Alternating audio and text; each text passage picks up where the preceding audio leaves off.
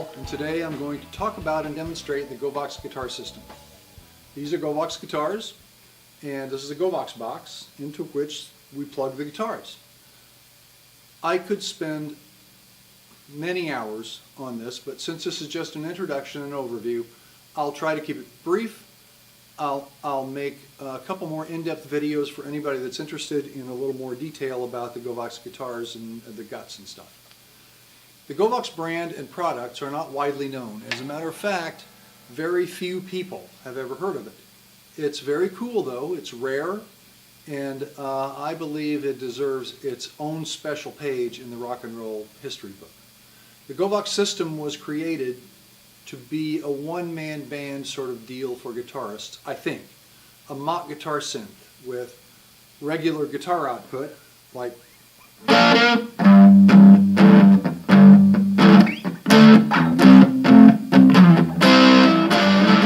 although there's no tone control. There are organ sounds.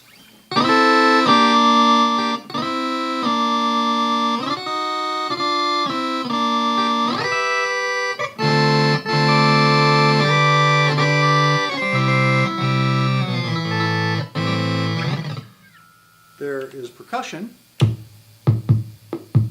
and beats, different sounds, different beats.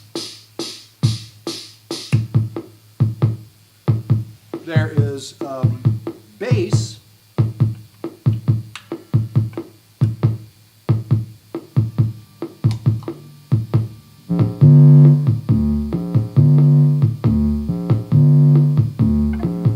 and there is a chord-like accompaniment that joins the bass.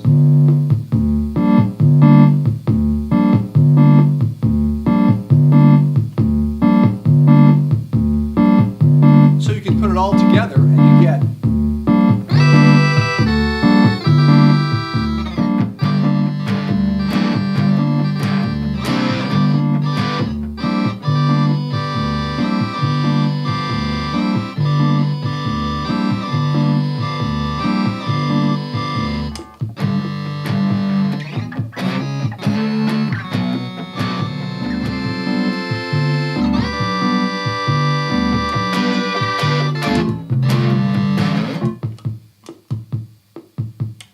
So it goes on and on. I mean, we could get really wild and crazy, or we could design something and create a song that makes a little more sense than what I just did. I just wanted to show you all the things that you can do with this great sort of instrument.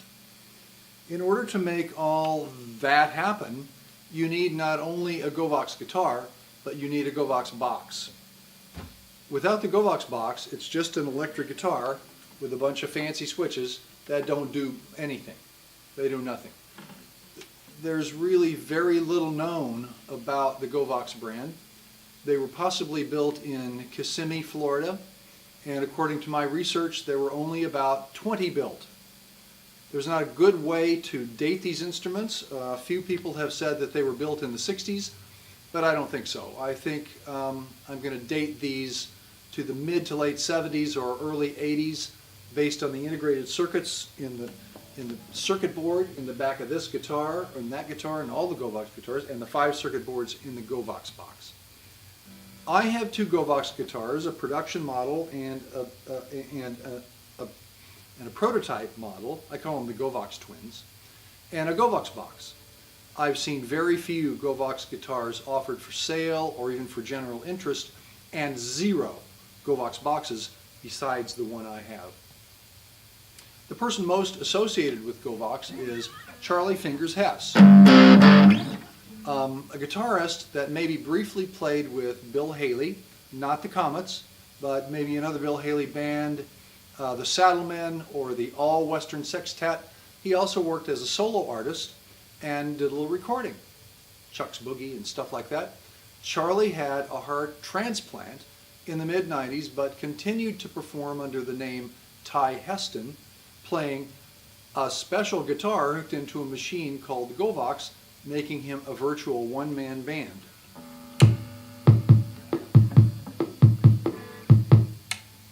There are a few YouTube videos of Charlie using the name Ty Heston playing the GOVOX. You need to check them out. Charlie didn't get especially creative with his GOVOX, but you can see it in action, and you can see Charlie's awesome sideburns, which were very cool, and his gold jacket. He died in the fall of 1999 on his way home from a gig, and I never had a chance to talk to Charlie about the GOVOX and learn more about who made this and why they made it and stuff like that. In 2004, a good friend of mine came across a GOVOX guitar, this one, and called me and said, "You have to come see this," which I did. We did a little research, found the Charlie Hess information, and realized that to do any of the cool stuff, you needed a GOVOX box. Even though we didn't have a GOVOX box, I bought it. I bought it anyway and began my search for the GOVOX box. Years later, I finally found a GOVOX box and a GOVOX guitar for sale on eBay, so I bought it. When I finally got it all hooked up, turned it on, learned about it, learned about what it does, I was thrilled to say the least.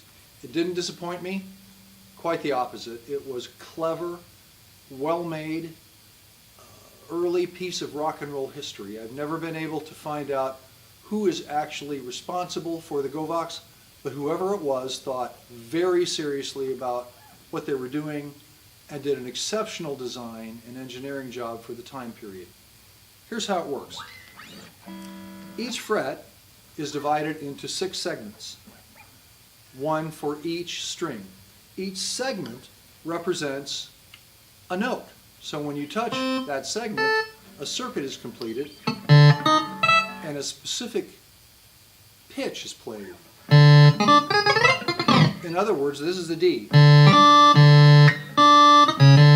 It's always a D, regardless of how your guitar is tuned. So you could have a string tuned to B flat and that would still be a D. So you have to make sure that the guitar strings are tuned to the segment pitches. That means there are 132 notes, 6 times 22 frets, that can be triggered by touching the different segments.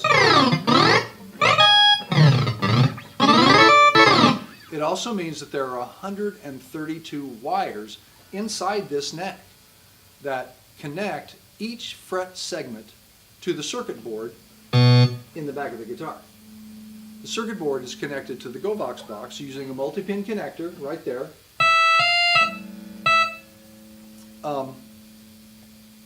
And the sounds are then fed from the GOVOX box and routed to amplifiers. There are 4 outputs right here: organ, drums, chords, and bass.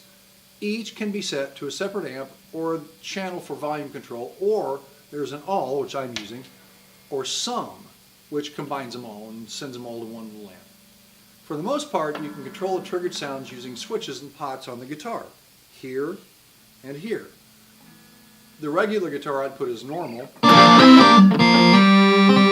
That goes to a separate amp or channel. For organ, you have voice switches. Vibrato, sustain, and a couple specialty switches that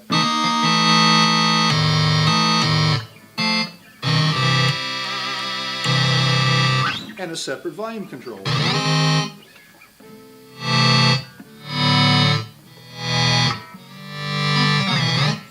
For percussion, there are 4 switches that trigger different beats and percussion instruments.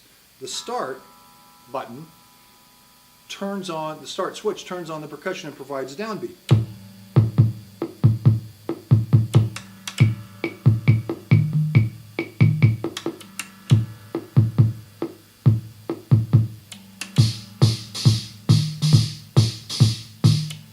The percussion instruments can be further controlled by switches and knobs on the GOVOX box, and these controls are for bass drum, so I can turn the bass drum off. I can turn the congas off. There aren't any congas on this. Turn the congas off and on. Snare, claves, I can turn the claves off and on, or I can kick off some hi-hats and cymbals.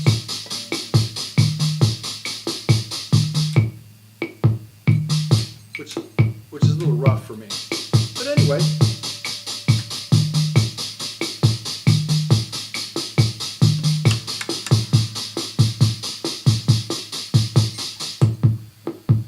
percussion instruments aren't exactly accurate or precise. They don't sound like the instruments they're supposed to, but they're pretty damn close. And they work just fine. To add bass and chord accompaniment, you have to switch them on and trigger the start point by pressing the foot switch or by pressing the white button on other GOVOX guitars, which is the same as the foot switch. These features determine the root or whatever chord you're playing. And they follow the pattern of the rhythm.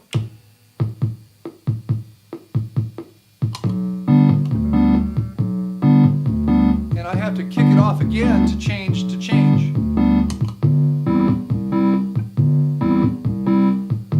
So when you put it all together, you get something, you can do some really interesting things.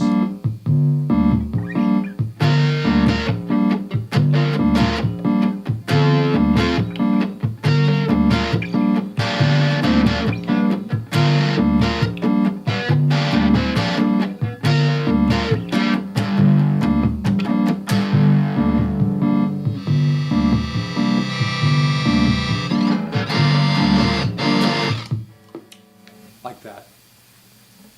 GOVOX obviously didn't stick around for very long. Had to be a pretty expensive project and was facing modern synth technology and companies with very deep pockets. Guitar synth products really never got too high off the ground anyway. Roland did some cool stuff, but very hard to use. GOVOX will always occupy a warm spot in my heart for being bold, for being early, and for being well done. Here's the GOVOX.